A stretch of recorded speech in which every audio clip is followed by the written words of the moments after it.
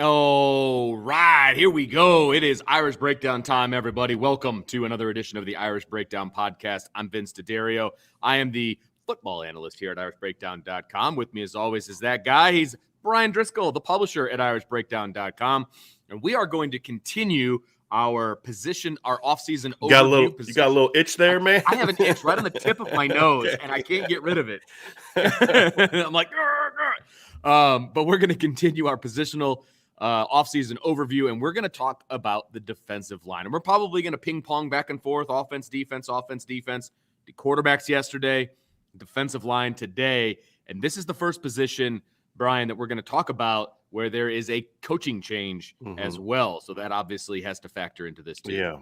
Yeah, a lot of turnover at this position, or at least important turnover at this position. Yeah. You know, and you don't lose a lot of numbers, but you lose two captains and two starters, two multi-year, 3+ year starters. Yeah.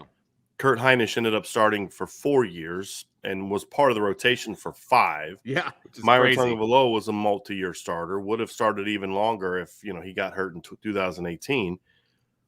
And then you lose your position coach. And so, you look and say, well, I think they can overcome the losses of the veterans, and Mike Elson has proven time and time again that he can lose guys to the NFL and then get them going, right? And we've seen it. We, lose Jerry Tillery in 2018, then you go into 2019, and Dalen Hayes gets hurt early in the season. Julian Aguara's banged up all year, but still good line. Then you lose Aguara and Khalid Kareem. You go into 2020, you're every bit as good as you were the year before, if not better. Then you lose Dalen Hayes and Adi Ogundiji.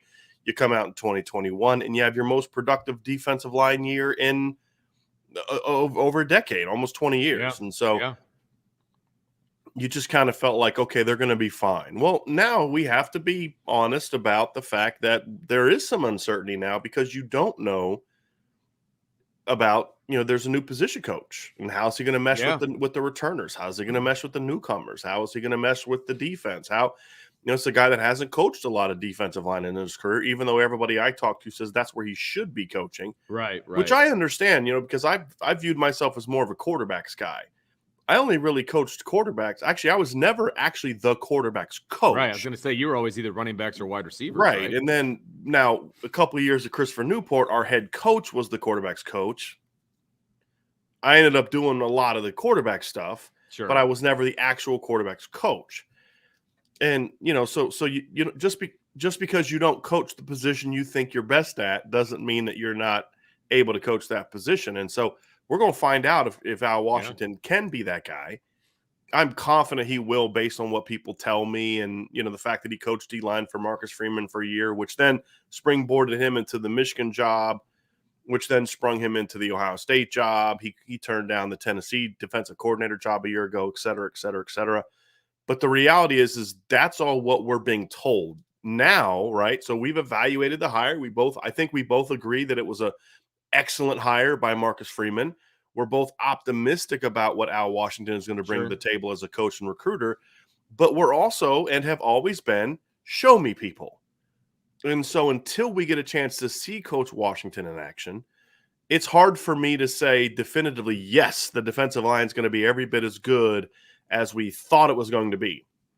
I can't say that in good faith and good conscience, because I've never seen Al Washington coach. So, that's kind of where I'm at with this whole thing, man, there's a lot of potential coming back. And the thing is, Notre Dame needs this to continue to be the backbone of the defense. And there's just a little bit more uncertainty about it. Now, the flip side of that is the uncertainty could have included losing Elston, losing Heinisch, losing Myron Tungavaloa Mosa, losing Isaiah Foskey, and losing Jason Adamiola. Yeah, right. It could have been that.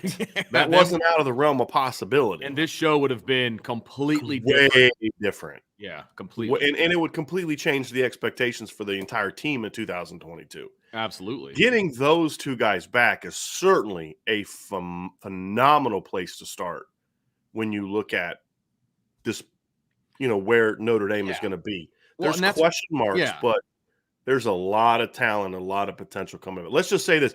Al Washington's walking into a pretty good situation. You just took the words right out of my mouth, because the defensive line position at Notre Dame was a sought-after position when it became open.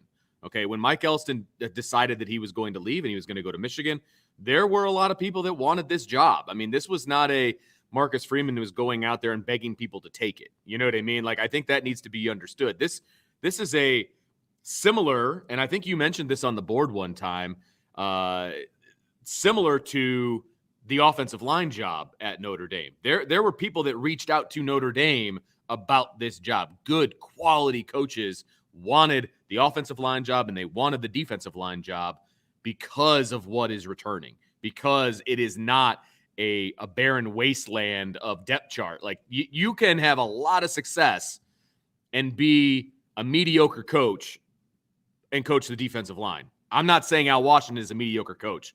I'm saying I think he's a good coach. I think he has the potential of being a great coach, but he has a lot to work with. He has a lot to work with, and it's a great situation for him to walk into.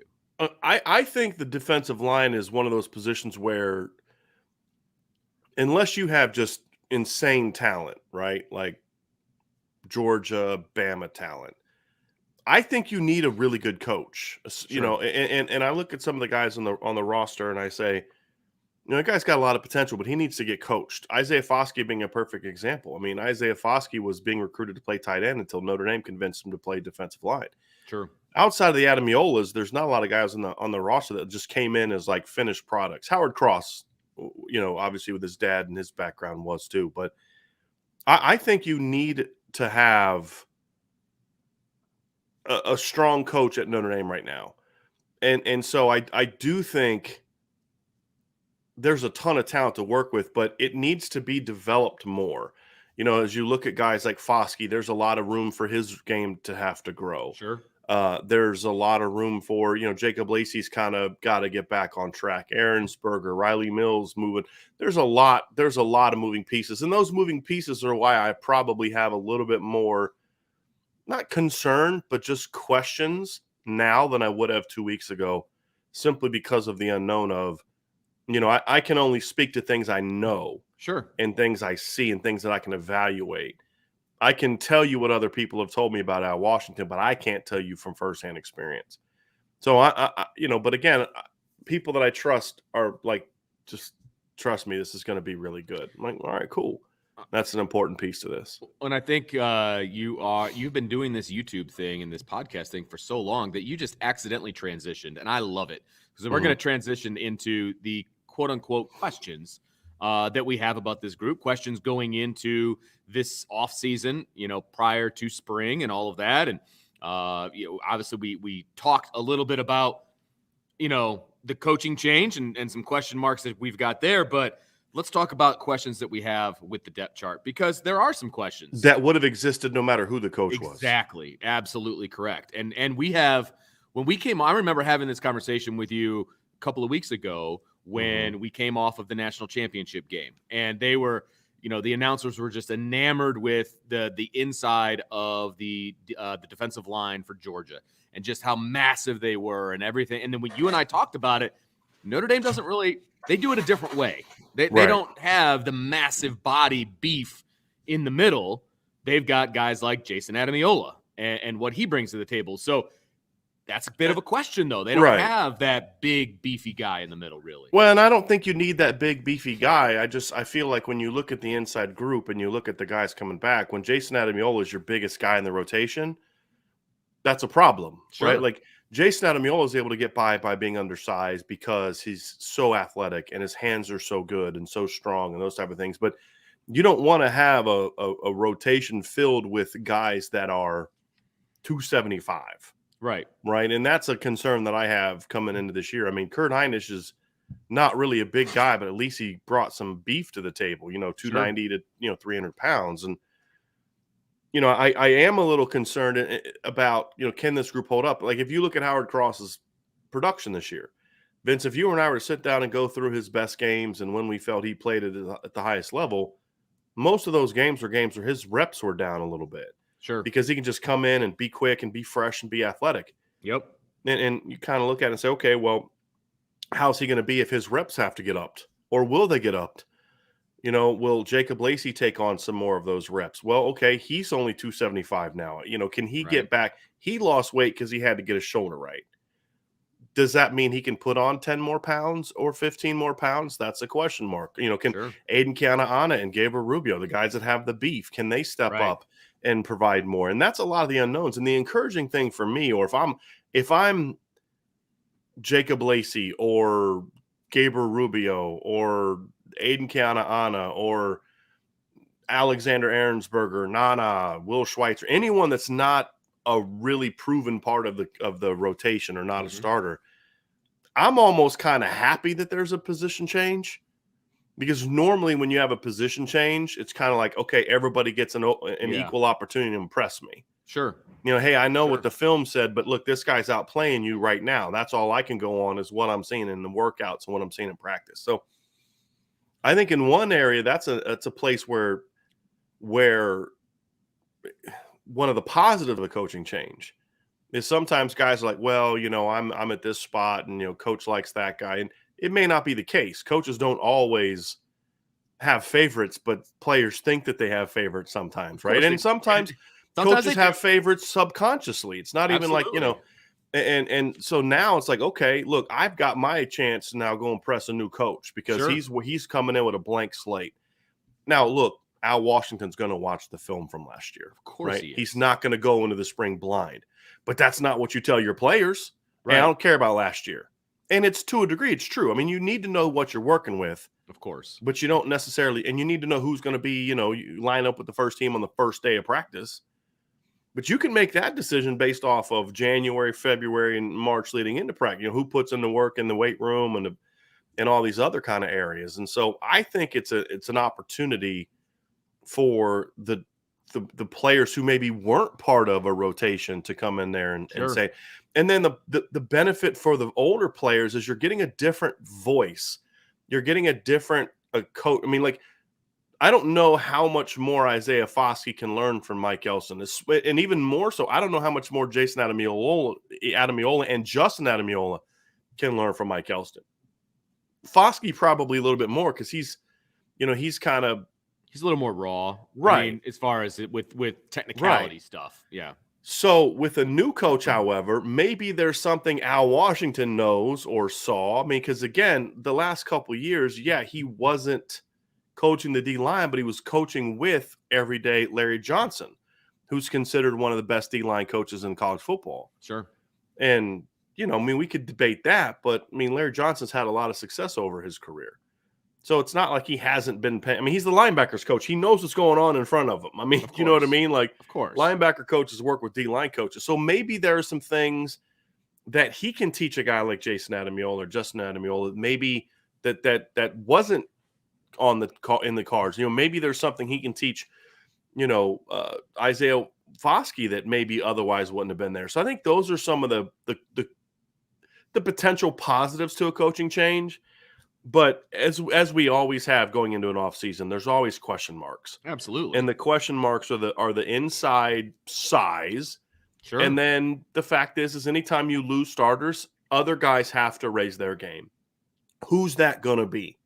We can talk about, well, I think it's going to be this guy, I think it's going to be that guy, and that's fun, and we're going to talk about that, and it's going to be fun. It's going to be, I enjoy that part of the conversation. However, we don't know until the pads come on and guys get out there and do it. And that's what I'm looking forward to. And, Al Washington's got about 2 months to kind of get that going and get up to speed and get those guys, on the field. And it's going to be, well, and I will say that when you come into a situation fresh, and you and I have both come into jobs, where you don't know your guys, and we both have the benefit of film from the previous year, but sometimes the guys don't even show up on film, right? And then you got to look at practice film and all that.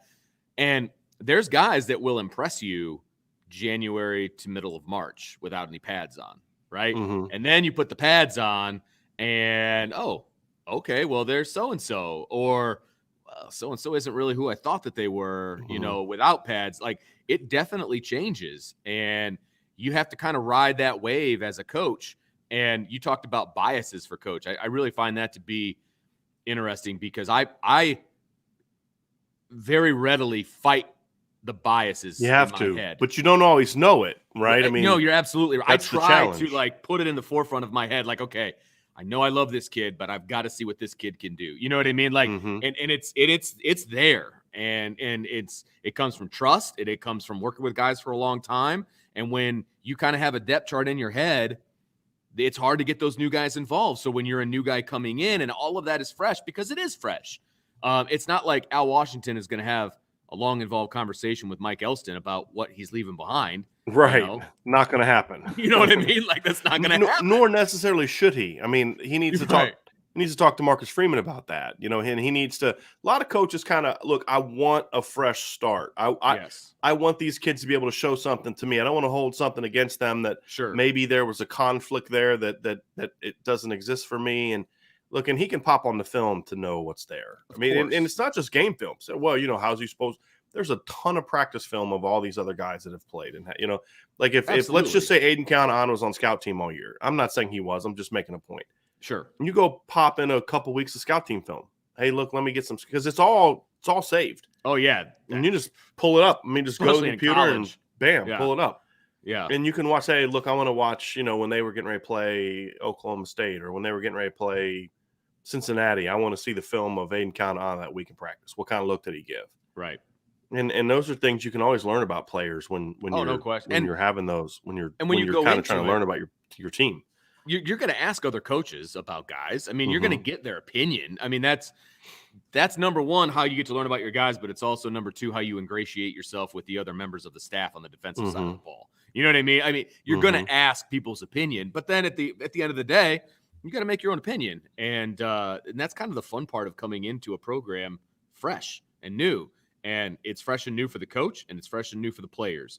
And so there might be a guy that, turns up and we don't even see it coming.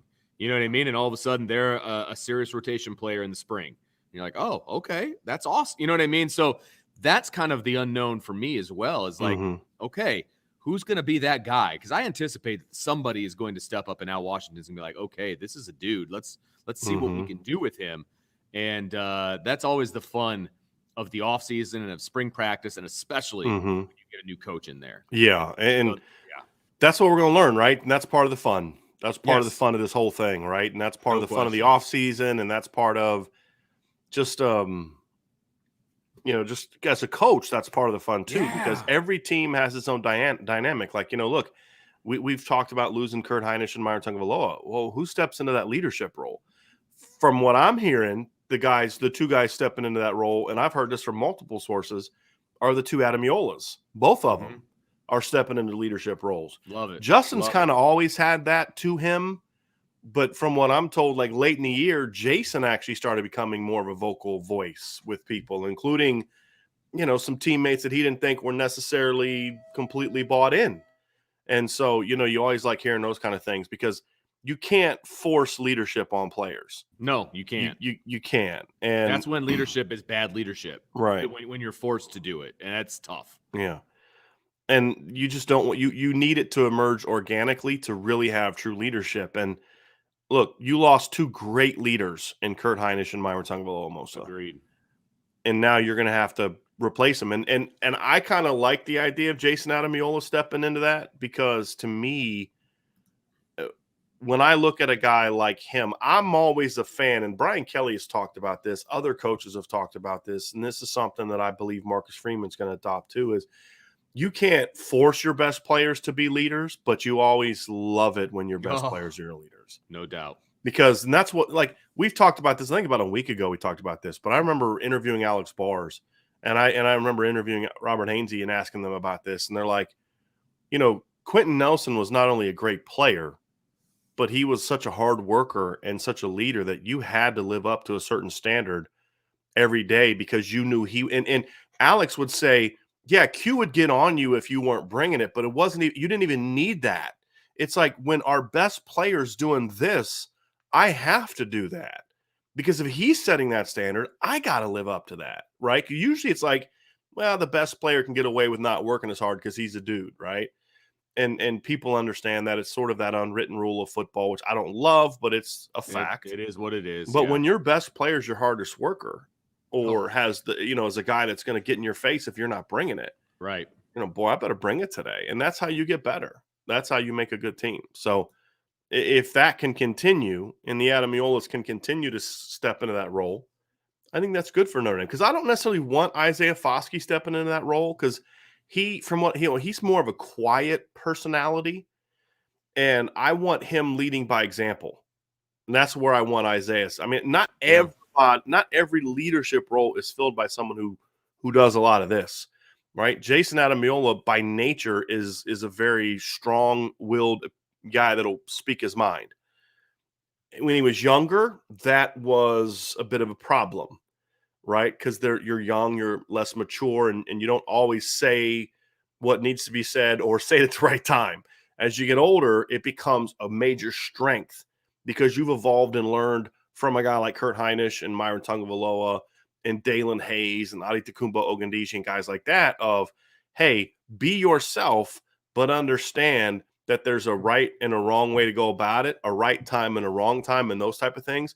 And I think that's allowed Jason to step into that leadership void because he's always been a guy that had he's always been comfortable speaking his mind. Now that he's a fifth-year senior and he's more experienced and more of a veteran player, he's been through those battles, it's going to come with a lot more, okay, Jason's talking, shut up and listen. Yeah. Because now he is the veteran guy. He is the leader of that group. And I think that's a positive. So, yeah.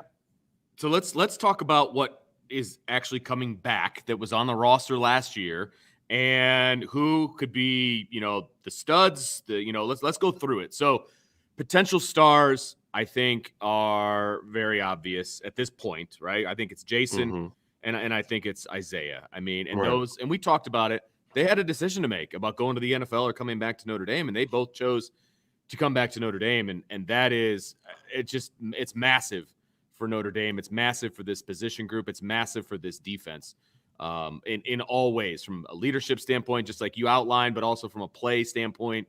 And if they can up their game from a playing standpoint, I mean, it's going to be a lot of fun. I think to be a great D-line, you need stars, right? And you need stars to play big in the biggest moments. And that is something that I liked about what Jason and Isaiah did this year. I felt like they were at their best in big games. You think of Isaiah's strip sack against Cincinnati that got Notre Dame if he doesn't have that strip sack, Cincinnati's in Notre Dame territory driving up 17-0. Yeah. That game could have got real ugly if he doesn't make that play.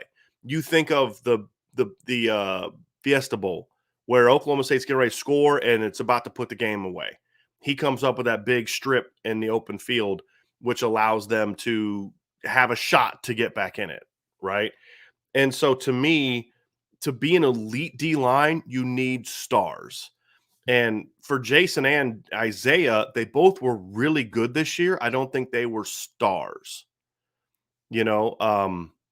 That's kind of my thing. They were steady. They were steady. They were talented. They were good. Well, they were more than steady. I mean, they flashed big time. Yeah. Right. But you have to do more than flash to be a star, right? I mean, I don't think I'm going too far out on a limb on that one. But I mean, they were guys that you could count on in a very positive way. And at times they were dudes. But in order to be a star, I think you need to be a dude more often than they were last year. That's all I'm saying. Yeah. There's an area for them to raise their game, right? To make them because stars. To me, I don't think they were steady, and I think that's the point. Okay, it's not. I don't want just the wow, you were great here, but you're great more often, right? But also your lows are higher. Like I don't want steady. I want dynamic, right? That's what I'm getting at, and I think there's a level for both of them to raise their games is my point. And I think that's what they need to do. Isaiah was a really good player last year. Was he an elite player? I don't think he was. Jason was a really good player last year. Was he an elite player? I don't think he was. If they were elite players, they wouldn't be coming back. If Isaiah was an elite player that had maximized his potential, he's not coming back. No, that's a good point. Same with Jason. So I do think there's another level for them to take their games, and that's what they have to be hungry about is okay, yeah, I was really good last year, but I didn't get the feedback I wanted from the NFL. Have that little bit of chip on your shoulder. People think Aiden Hutchinson is better than me. I'm going to show you, right? Like, I'm not trying to say he's better than Aiden Hutchinson. I'm just like, that's the mindset that a guy like that has to have. That elite player or a guy that thinks he can be an elite player needs to be able to go out and say, hey, I got this, right? Like, no one's blocking me this year, ever. And Jason needs to adopt that mentality. Isaiah needs to adopt that mentality and both improve their game. For Isaiah, that's enhancing his pass rushing repertoire and continuing to build on the late season run game success he had, because he became a better run defender later in the year, second half of the year. That was something we talked about going into the year. He's got to get better at that. Yeah. Jason has to start making more plays on the ball. Super disruptive, hard to block, but doesn't have the production to back up how dominant he is. And that's the thing about it is he needs to be more just, I'm going to dominate, right? And domination can't just mean being disruptive and forcing early cuts, but getting his hands on running backs, on quarterbacks. There's no reason Jason Ademilola shouldn't be 10-plus tackles for loss next year. He was at 7 this year. There's no reason he shouldn't be over 5-6 sacks next year. He was at 3 this year. Those are the things that we need to kind of get into. And I think, I'll piggyback off of that about Jason. I think the defensive line as a whole needs to do a better job at finishing around the football. There were a lot of opportunities that were missed in the backfield this year that could have changed the tides of many drives and then therefore many games. I think that's an overarching problem for this defensive line. And problem is a heavy word, okay, but it's definitely an area that as a group that they can work on. And you're right, from a Jason standpoint, I agree with you. It seemed like he was being disruptive in the backfield all the time, but he just did not get his hands on guys enough. I'm with you 100% on that. But too many times we saw, and you could talk about the linebackers as well, just were not making plays in the backfield when there were plays to be made. Right. And that's what we saw, against North Carolina. It's what we saw against Florida State on some of those big plays. It's what we saw in the Fiesta Bowl. State, right, the Fiesta Bowl, right. Yeah. So those are going to be areas where they're going to have to get better. And your two dudes have to be those guys to step up and make those plays, right? Yes, and that's going to be the key. You force more teams to double team you, force more teams to do those kind of things. Right. And then the thing I'm curious about, and I wanted to kind of get into this, I wanted to bring up a super chat to kind of get into it, is how are they going to be used? Yeah. That's something I'm curious about. Jim Halloran with a super chat. Thank Jim. He says, my biggest concern is will Marcus Freeman insist on playing 3 down when 4 down is your strength with the depth? Your thoughts, please. That's a great question, Jim. And that's where I'm curious to see who he hires as defensive coordinator. Now, Al Washington comes from a predominantly 4 down background. When him and Marcus Freeman coached together in 2017, that was still in Cincinnati when they were still a 4 down team. So I look at it and I say, when you look at what you have on the roster and you look at what you have coming in, Keon Keeley, those are more 4 down edge players. Can you adapt your defense enough to be more 4 down? And if you're going to use Isaiah, and this is what I said all year, I'm okay dropping Isaiah Foskey off the ball and moving him around. There's a lot of value to that. But insert him, trigger him. I don't mind him dropping into coverage every now and then. I mean, sure. Let's not forget in 2015, the last year the Broncos won a Super Bowl, Von Miller had a brilliant season. Him and DeMarcus Ware were, I'm a Broncos fan, so I'm a little biased, but they were brilliant that year. I mean, Denver won the Super Bowl because of their defense. The biggest play Von Miller made in the playoffs that year that got him into the Super Bowl was intercepting Tom Brady. He dropped into coverage. Brady wasn't expecting it. He throws the ball. Von picks him off and sets up a score, right? So there's merit to occasionally having him drop into coverage. Not as much as he did, though. That's my thing is, look, put that kid on the edge and let him go. And then if you're going to move him around to trigger him and give teams different looks and different things to worry about. That's what I want to see. And to me, Jim, I think your question is legitimate, is how do they adapt? Because like that's the thing is Marcus Freeman brought his defense this year, right? And to a degree, next year it's going to still be his defense, but he now knows a lot more about his players now than he did a year ago when he got here. He knows what Foskey can do. Foskey was still a bit of a question mark, and what a lot of people don't know is Isaiah Foskey didn't have a very good spring or fall camp, according to sources. He didn't, because he's one of those guys, just not a practice guy. Yeah, some guys are like that. Camp, and I was like, yeah, this is. But then the games step up, and he's that dude. Yes. So you now have a body of work of who he is when he's on Saturdays, and that's what matters more. So how do they adjust that? How do they adapt to that? Those are things we're going to know. But there's also things where there's merit to having Jason Adamiola as a 5 technique, which is more of what you're going to get out of 3 down. So that's why I say there's merit to moving him around. Just making sure that you're doing it more to bring him. And then when you do drop into coverage, I'd actually rather them drop him into coverage from a down, like from a 4 down alignment, like they did before. That creates a little bit more of an element of surprise, in my opinion. So those are some of the questions I have, Vince, when I look at these 2 potential stars. Is part of this also is the coaches have to find ways to build around them a little bit more than they did last year. And I think that's something that's needed from the new defensive coordinator and Marcus Freeman is, okay, what are your plans to now you've got your 2 potential stars. What are you going to do to try to get them to be in more positions to make plays? It's not just about them needing to step up and play better. They do.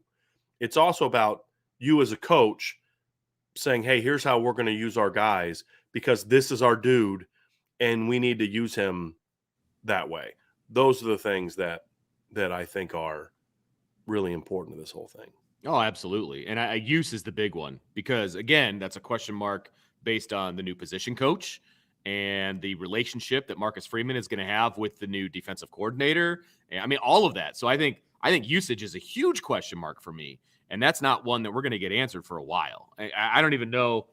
We might get a little bit of an answer in the spring, but it won't be I think we'll start to see like how they're used, and we'll see things from, the new drills and new techniques and things like that they're doing. Sure. So yeah, good point. So let's talk about some of these other guys because there are some spots that obviously, need to be filled as well. And they can be filled with veterans. Yeah. And I think that is, again, it's going to be a blank slate for a lot of these guys, but you still need the veterans to step up. They've been in college football. They've been at Notre Dame for longer. You'd like to see them step up. So let's talk about some of this veteran depth. Obviously, you mentioned Justin Adamiola. He's going to be one guy. Howard Cross, Jacob Lacey, all these guys bring veteran depth. How are they? Well, what are they going to bring to the table moving forward? I think they all have to up their game. I mean, I think that's a big thing for me is they all got up their game. When you look at Justin Adamiola, kid finished second on the team in sacks last year. There's room for him to get better. There's some opportunities he missed. His motor is just unreal. I mean, that's the thing I love about that kid is he plays, the expression like, he plays with his hair on fire. Like that's how Jason plays. Like he is, no doubt. He is just, he is, going as fast as he can and as hard as he can. And he's got great hand technique. Now that he's kind of been a regular, I mean, he was more of a regular last year than he was the year before. I mean, he played a lot the year before, but it was kind of like as a, 4th, 5th end. This year it was more of a true rotation guy, and he was their 3rd end really. And he was a starter in the nickel package a lot of times. And so there's another level to me for him to get to, especially on 3rd down, where he needs to play a key role in that contain issues that they had at times on 3rd down. And continuing to really enhance his game from a run defense standpoint. I think he was good at it when he got his chance. Maybe make some more plays on the ball, that kind of thing. And then the other 2 are Howard Cross and Jacob Lacey. These are very important pieces to this puzzle. The first question I have is where are they going to play? I don't know how great I feel about Howard Cross being a full-time nose tackle. That was something Mike Elson was really big into, and I don't know how much I love that. I don't know how much I love the notion of Howard Cross getting 40 snaps a game as a nose tackle. I don't love that idea. I kind of feel like using him at both spots, using Jacob Lacey at both spots. I mean, there's times where I would consider bumping Jason Ademiyola out to the big end position, and then having Howard Cross as your 3 technique or Jacob Lacey as your 3 technique. So I'm curious to see how those guys are used. I think the usage thing is going to be a big thing for me now that you're going into year 2 of Marcus Freeman's defense. And that's something we need to learn. But then how much do those guys develop their games? And that's especially true of, I talked about how Justin needs to continue to get better. That's just more of everybody needs to get better kind of way, right? And there's room for him to improve. Of course. Howard Cross and Jacob Lacey need to be more productive on the ball, big time. And they both had some really disruptive moments. I mean, Jacob had a huge 4th down stop against Wisconsin. Howard had some moments. But if they're going to be now sort of sliding into that Kurt Hinish role, they got to be more productive. And can they be that? And again, production, I'm talking actual production, not disruption. Production is making plays on the ball, right? And those are the things that I need to see. Getting your hands on running backs, on quarterbacks. Yep. Those are things that we need to see. And they're stepping into bigger roles this year. And they've got to play better. Because look, not everybody, and this is one of the question marks, not everybody steps into a bigger role and all of a sudden is able to project what they did on a limited role into a bigger role. Right. You can't just some guys' game gets worse when they play more. They're better as 15 snap guys. That's the reality. I'm not saying they're going to be that, but until they prove otherwise, that's a legitimate question mark. So we need to see them get better. And to me, the guy that could be the big key to this whole thing of this group is Jacob Lacey. He was really good as a freshman and then just was super banged up in 2020, was kind of coming back from an injury this year, got rolled up a little bit on in the middle of the season. Can he kind of tap back into that player that we thought he could be and he flashed as a freshman? That's a legitimate question, because if he can, that changes some things. Because to me, if Jacob Lacey can add, put maybe 10, 12, 15 pounds back on. I was going to say that. I think he needs to add a little bit of weight. But he needs. Well, he had to. It's got to be good weight. He had bad weight on as a freshman and sophomore. Sure. He got a little too thin this year because he had to get the shoulder right. Well, you're now like a year removed from that. Shoulder surgery, I believe. I believe he had it before the spring, didn't he? He didn't play in the spring last year, did he? No, I don't believe he did. And so because there was still talk about him not being ready to go in fall camp. That's right. But I didn't remember if that was because he had a late surgery or I can't remember the timing of that. I'll have to look it up here next time I get a chance to get on the internet here. But to me, Jacob Lacey has the potential to be a starter and a really good starter if he can kind of find that happy medium between where his body was as a freshman and sophomore and where his body was as a junior. Because he actually still has two more years of eligibility left after this year, I believe, because of the COVID year. And so he normally, because he would otherwise be going into his final year, correct, if it wasn't for the COVID year, because he played as a freshman. Well, now he's got multiple years of eligibility left. Well, did he get a medical? Does he get a medical? You can't get a medical, and I don't think you can get a medical and a COVID the same year. Oh, I got. That's why Jack Cohn doesn't have another year. That makes sense. So, okay, gotcha.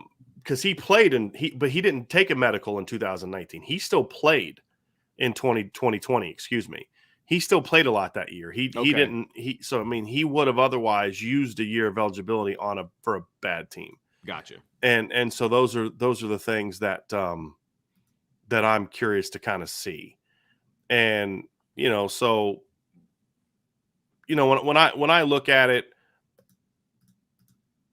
he's just a guy that I'm not predicting anything because he's been so banged up the last 2 years. It's really hard. I don't know what his body's going to look like. I'm just saying, like, that's a guy that I have my eye on as when we talk about somebody just kind of comes out of nowhere or breaks out and has a big year that you weren't expecting. It happens every year. Is he going to be one of those guys on defense? That's what I'm curious to see, because his talent is there. I mean, the talent is there. Jacob was a big-time recruit coming out of high school, and he impressed me as a freshman. Yeah. It's just, can he get back to being that guy? When it comes to shoulder injuries, you just never know. Some guys the shoulders never heal. But if Jacob Lacey can kind of find that happy medium with his body, get his game back to work. Because here's the other thing. He wasn't as strong in 2021 as he would have been because he missed so much time that offseason because of the shoulder. I mean, that makes a difference when you're not power cleaning, you're not benching, you're not doing all the different things to build up your upper body strength and your power when you miss that much time with a shoulder injury. And then when you can start lifting weights, it's going to take you a little while to get back to full speed. So we should see that should also lead to Jacob being able to make a jump this year. So I've really got my eye on Jacob Lacey as a guy that if he can be what I think he can be, he changes some things. Because if he takes hold of that nose tackle role, let's just say hypothetically that Jacob does what we think he can be, gets up to 285, 290, healthy, and just can be that really good nose tackle in this defense. That makes Howard Cross better because now Howard doesn't have to step into that role. And I think he's better as a rotation guy, as a swing guy. I think it makes him better too. And so that's why I think Jacob Lacey stepping in and like really seizing hold of that nose tackles position could really be a game changer when you talk about the complexion of this defensive line going into next season. So one of the massive spots that Notre Dame has to fill, right, is at the big end. And, we talked about the, graduation and losing Myron and all of that. And, we've heard that Riley Mills is going to step over to the big end position. But that I don't know that there's really any one guy that you're like, yep, there's the starter at big end. I think it's pretty wide open. What do you think? I think it's going to be Riley. Okay. Yeah, I disagree with that a little bit. I think they moved Riley with the thought of we think he can be a dude there. Okay. Yeah, and he looked really good there when he played that position against Virginia. He just looked more natural because remember he was more of a big end coming out of high school, and he was kind of a three down defense kind of guy, and and I think he is just to me a little bit more comfortable there. His body type fits there. He's just a guy that I think could be a really good player there in this particular defense. So I think it's Riley's job to lose. The question isn't, will he be the guy? The question is, how good can he be? Right. Absolutely. And that's the bigger question mark because, one of the things I talked about in the article I wrote yesterday, Vince, when I talked about Washington stepping into the situation is as good as the defensive line was last year. The big end wasn't a super productive position. Myron Tagovailoa-Amosa only had 5 tackles for loss and 2 sacks. The entire position group only had 8.5 tackles for loss and 5 sacks for the whole season. And, to me, I look at it and I say,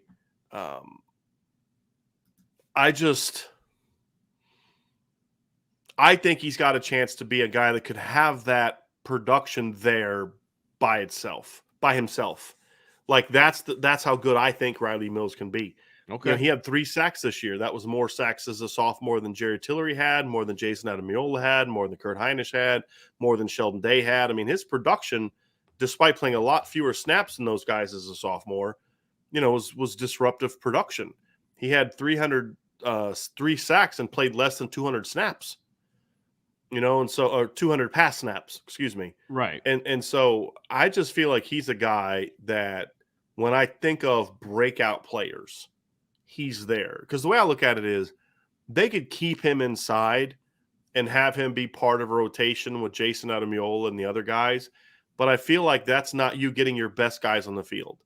You've got to find ways to get Jason and Riley on the field together.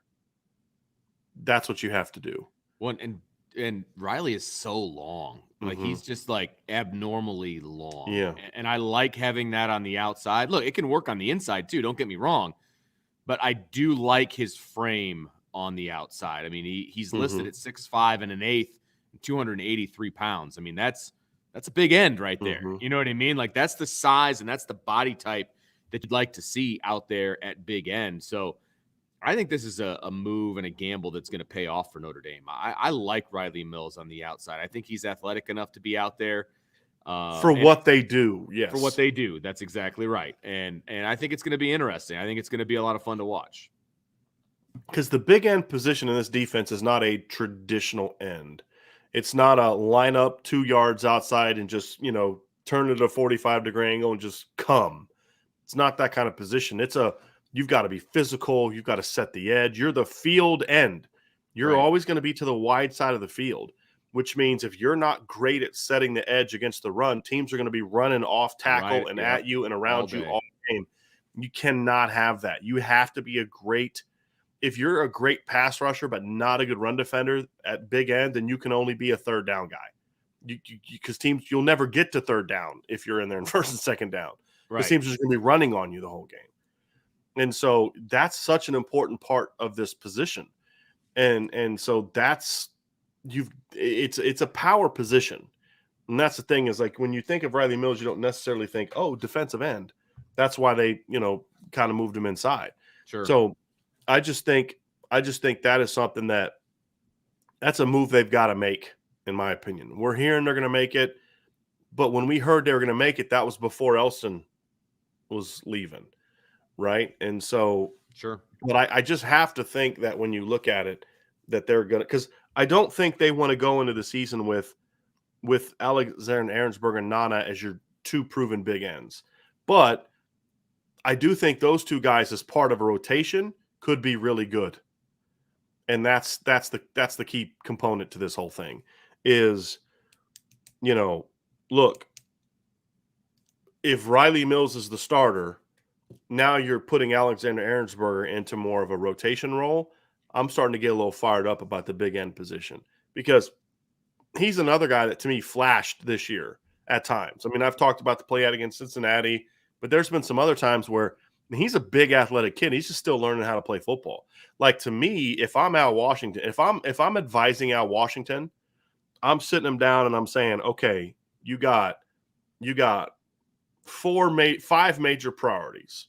Okay. We've talked about some of them. 1, teach Isaiah Foskey some counter moves in the pass game because he had 11 sacks last year and he really didn't have any counter moves. He's just so quick and so big, and his hand play, he could just take you with one hand. I mean, was it USC where he comes off, he takes the tackle with his left hand, he shoves the tackle off of his body, drives him into the quarterback with one hand, takes his right hand and strips the ball. That's just God bless you, right? Like, that's one of those things. That's not like a a high school great move. Coaching. I mean, it's a high school thing. No, it's a great NFL move to me. Well, but it's one you can't teach everyone. There you go. That's what I'm saying. I meant. It's natural, and it's like I'm not teaching my number 2 guy that because he's not strong enough to do that and then strip. That's why you're going to be a first round pick next year if you can enhance your game.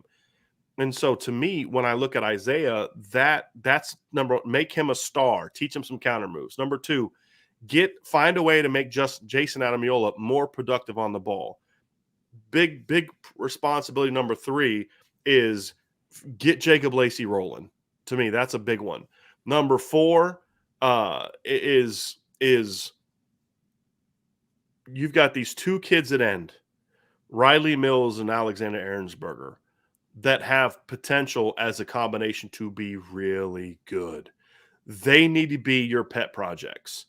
They need to be your top pet project. Like, these other things are things you got to improve upon, but these are sort of that pet project guy. Like, any extra attention I have is going to them. Whoever my D-line GA is, you're spending time with them.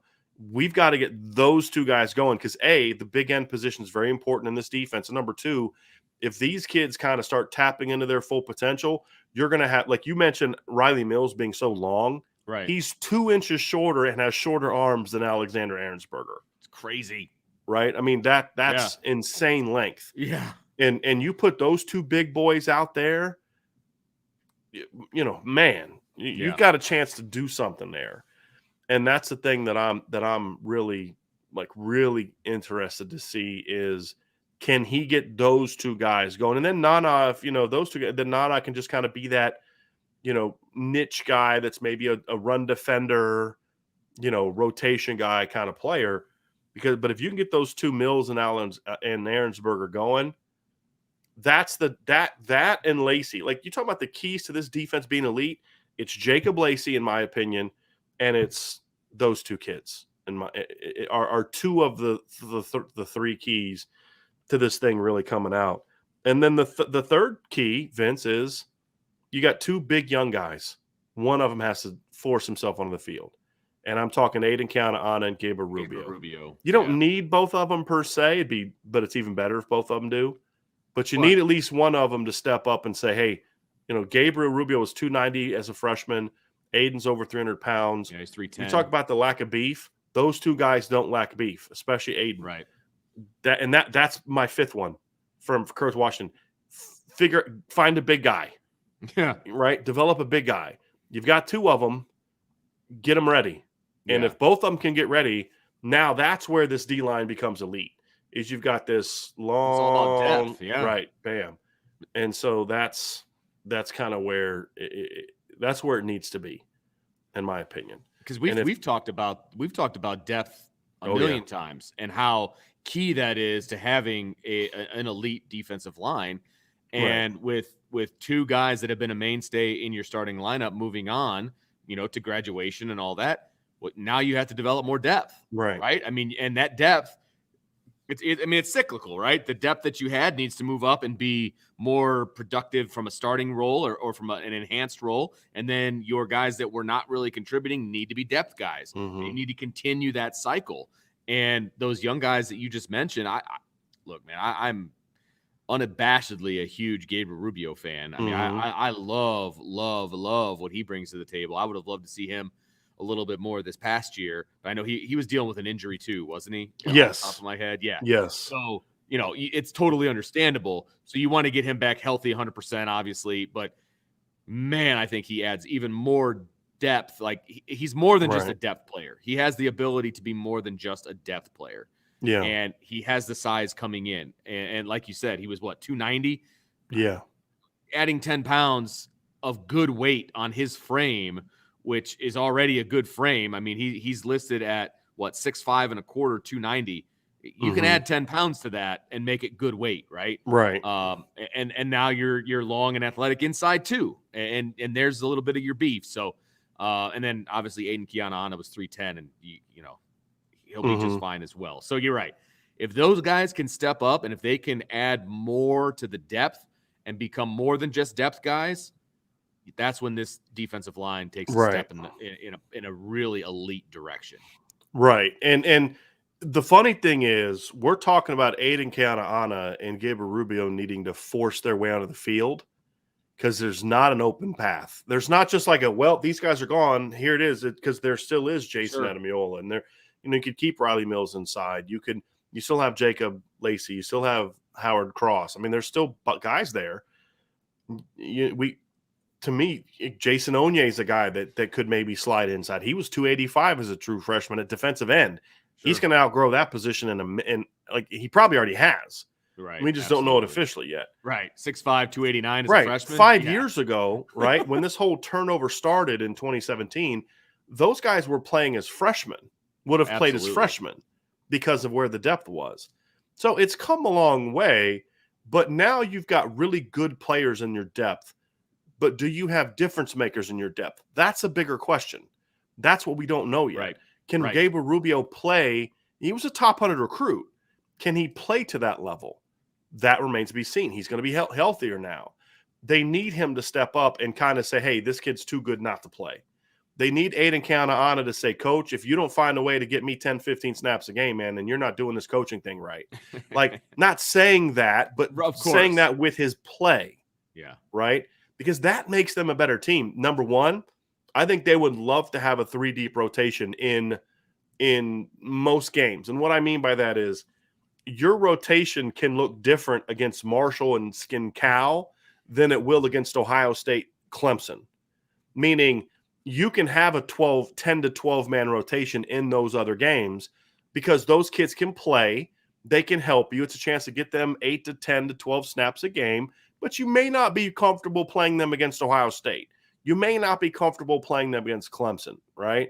So they've got to force their way into that first rotation. Sure. Then if they can make plays in those games, then it sets them up to say, hey, now you need to play me against BYU. Now you need to play me because that's going to be grown man football. I mean, literally, BYU plays a bunch of mid to late 20 year old guys.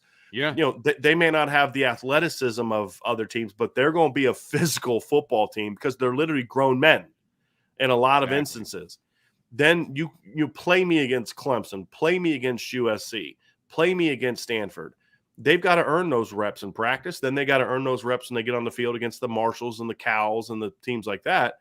And so, to me, that's that next step for them. That's that next step for Notre Dame to get to and say, hey, when you can do this, now you got something going. If they can get to the point where those guys have to play, that's where Notre Dame really finally takes that big time step because like if Jacob Lacey does what I think he can and Gabriel Rubio, Aiden Count-On to do that, then Jacob is even better than that because you can still keep his reps down. Yeah, exactly. Right, because you've got Gabriel and Aiden playing there. And I think that helps you with Howard Cross because if Gabriel and Aiden both step up, I think Gabriel's more natural. I don't think he wants to hear this, but his more natural position is nose tackle in this defense because he is a big, strong, physical kid that can also be disruptive.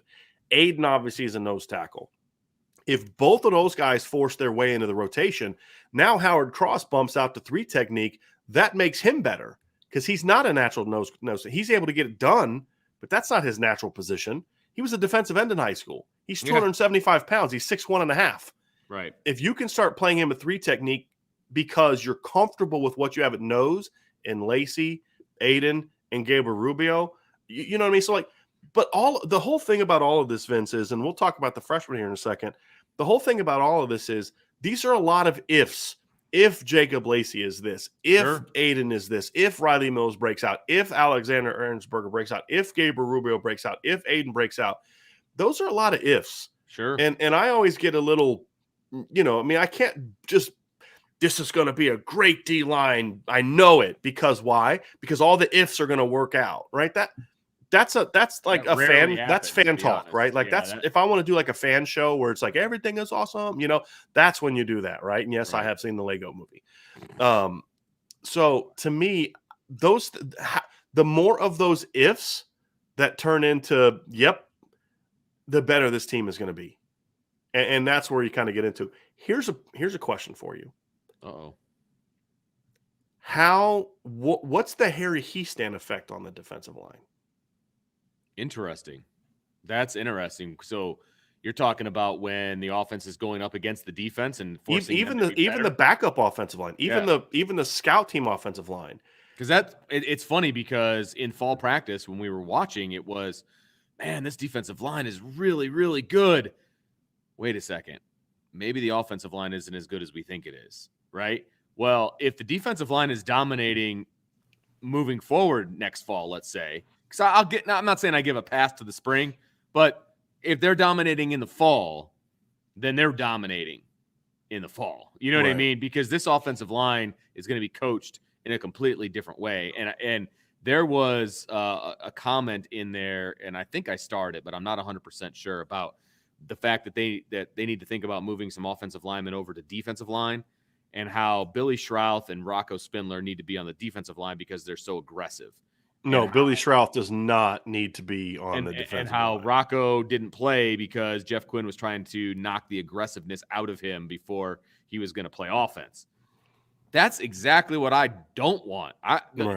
Those guys will thrive. If let's say that all of that is true, okay, that those guys are so aggressive, blah, blah, blah. They'll thrive in a Harry Hiestand offensive line. And there's plenty of guys. There's not a bunch of holes over there on the defensive line where you need to start moving offensive linemen over there. Mm-hmm. So that's how I would address that particular comment. That's not what they need to be doing. And they will do so well in Harry Hiestand's offensive line, right, if they're going to be aggressive like that. So, and then, like, to me, I don't think those guys, like, I think a lot of times when you don't see, like, I don't understand why we're talking about moving an offensive lineman over there, because there's guys there that haven't played that you need to use, right? There are guys on your roster, Aiden Count-On, Gabriel Rubio. I'm sorry, Rocco Spindler's not a better D-line prospect than Gabriel Rubio. Now, if there's some injuries, maybe you have that conversation. But right now, I'm trying to get those guys ready to play offensive line. Right. They need to develop the guys they have. Develop Jason Onye, develop Gabriel Rubio, develop Aiden Canaana. I don't want to take reps away from those guys to give them to offensive linemen because you think they may be able to help you. Right. Get those guys ready. And here's the other thing. Aiden Canaana weighs more than both of those guys. He's bigger than both of those guys. So that's who I'm coaching up. I'm not getting those guys ready. Yeah. Where I'm talking about the Harry Hiestand effect is just having to go against a physical, tough, fundamentally sound Harry Hiestand coached offensive line. Mike Elko talked about it in 2017. We've seen coaches talk about it in the past. Like going against that line every day made us so much better. Because by the time you got to Saturday, I was like, these guys are nothing. Do you know what we've been having to go against every day this week in practice? So I think that's something that I'm curious to hear about too. Is how does that impact? How does that impact play the defensive line? Because you are going to be going up against a much better coached unit. Because like we talked about, like the D line just destroyed the offensive line. And you're like, are they that good or is the offensive line that bad? And then you kind of realize it's a little bit of both, but like it was too easy at times in the spring. I mean, sometimes the line, like we're watching the first team offensive line in practice sometimes, Vince, and you're seeing it live, you're showing me clips, and then I'm seeing it on the highlights. And it's like, was that supposed to be like a screen? Because like everybody came through. You're like, no, that was inside zone. You're like, yeah, that ain't good. That ain't good. No, it's not. That's bad. And it just was like constantly. And, I talked to sources like, man, like the D line is just killing the offensive line. And if this was 5 years ago, then I'd be like, wow, defensive line's playing really, really well. You know what I mean? Yeah. And there was a bit of a hangover to that for a while.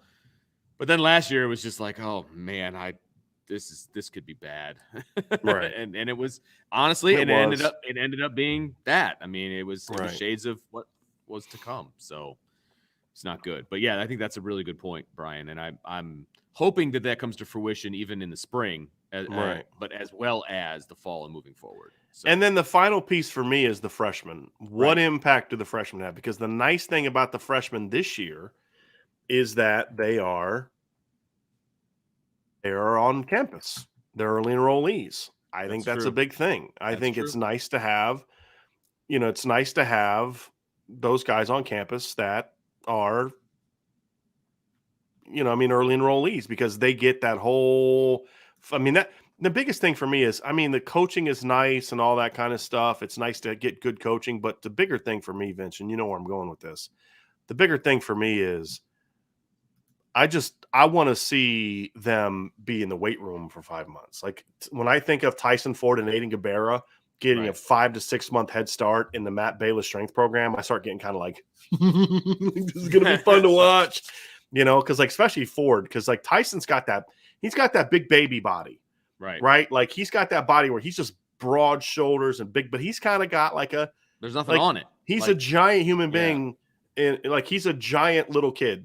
What you know what I mean? Like he's got the baby face. There's not a lot of definition. You get him but some guys are just like that. Right. Once they kind of stop growing and then get into a college weight room, college nutrition program, because I don't think people understand how expensive it is for parents to feed their children the way that a college football team feeds their children.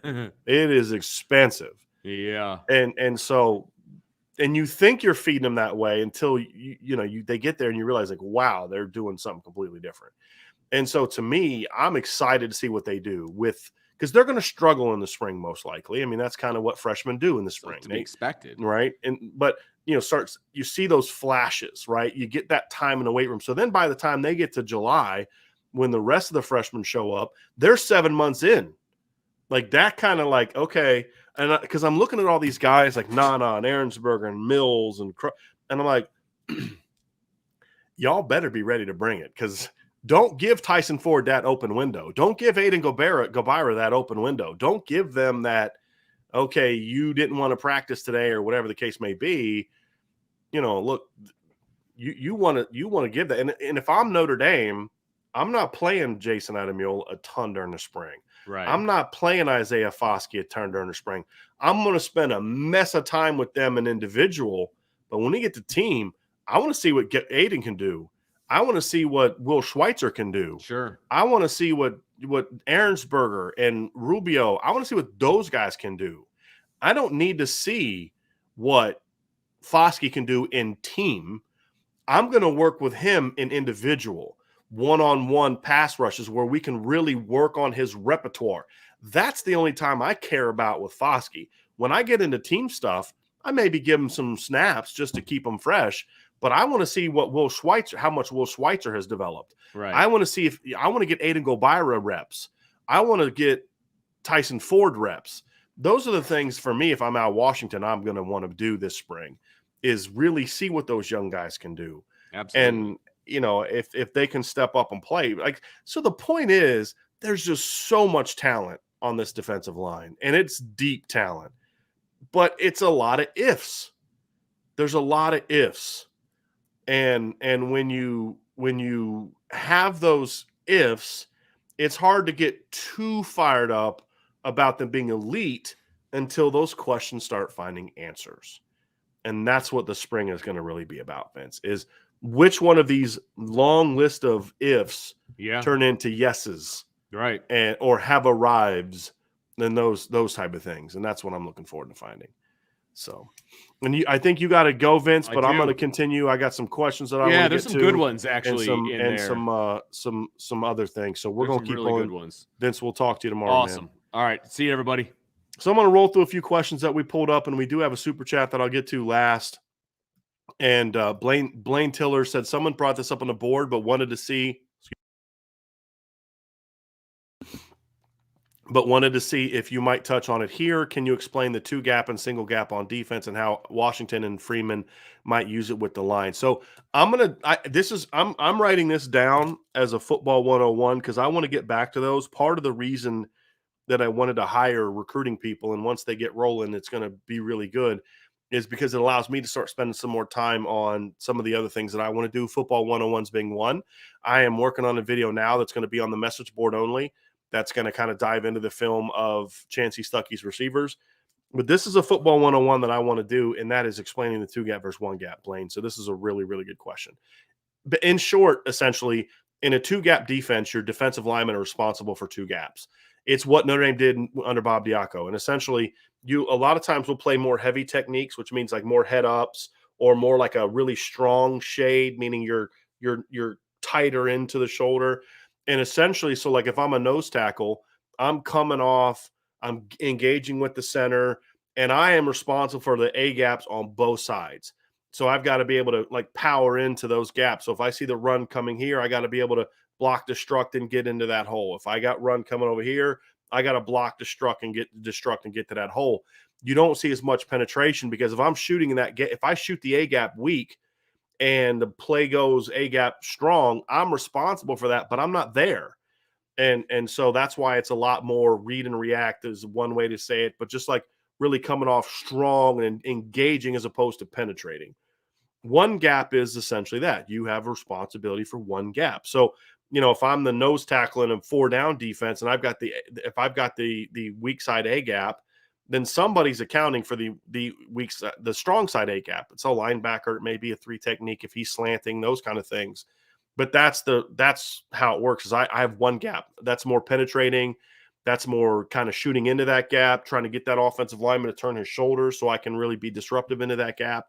But I've got to maintain integrity of that gap all the way through the play.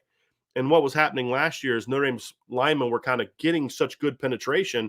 They got too good of penetration, and they just overran the play. And that's something that Coach Wash has got to work on is you get to a point in time where you get a certain level of penetration, you got to kind of hold firm because if you keep going, they're just going to ride you out, and the quarterback's going to step right behind you. And those are things that they're going to have to continue to work on and improve upon. But I think it'd be really good to kind of get some film out, Blaine, and answer this question. So I literally wrote that down as a football 101, and I'm gonna add that to my list of things, and we're gonna get into those here soon, especially once the coaching hires get made. So that's a good question. Jay Wiki Jr. says, based on what you know about Washington's strengths, who do you think will benefit the most from him being hired? Sorry if this was addressed, just got on. No, it's okay. I don't know if I can answer that question. at this point in time. I'm just going to be honest. I've heard, technical guy, develops great relationships. I've heard from he's already working on building his relationship with his players and trying to get them over for dinner and, things like that. Once the NCAA kind of gives the okay and Notre Dame gives the okay, like really working on that. That's an important piece of that. But I don't know enough about how he coaches the D line to be comfortable answering that question. And that's kind of part of the bigger picture of the ifs, Jay, is that like those are the things I just don't know at this point in time. And I wish I did, but I just don't have an answer. John Climax says, will they continue to have D linemen that penetrate and get tackles for loss, or will they go back to gap fillers? Is this something that Marcus Freeman will have a say in, or the new DC? Look, Marcus Freeman's going to determine what direction the defense goes, which means we will not be getting back to Notre Dame being a 2-gap defense. They're going to be a 1-gap penetrating defense. That's who Marcus Freeman is. That's what he believes in. And that's what we're going to see. Now, that doesn't mean there can't be times for 2-gapping, especially like in short yardage goal line. But the defense is going to be a 1-gapping defense.